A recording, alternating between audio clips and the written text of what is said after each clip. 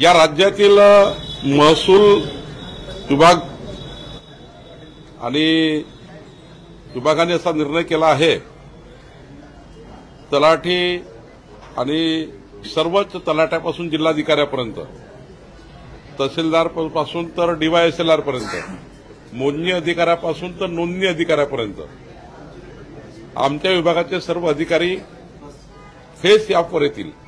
म्हणजे ज्या ठिकाणी त्यांची नोकरी आहे, एखाद्या तलाट्याची नोकरी ज्या गावात आहे त्या गावात जाऊनच त्याला फेस ॲपवर आपली प्रेझेंटी लावावी लागेल.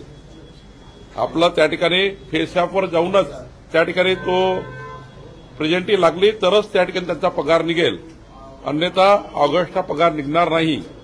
फेस ॲप हे कंपल्सरी आहे.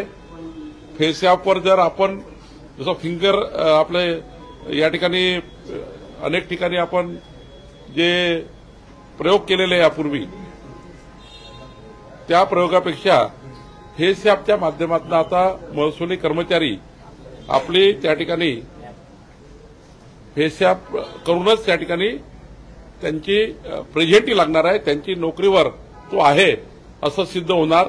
ज्या दिवशी फेस ॲपवर त्यांनी नोंदणी केली नाही किंवा फेस ॲपवर आपलं प्रेझेंटी लावली नाही त्या दिवशी तो अब्सेंट असं समजण्यात येईल.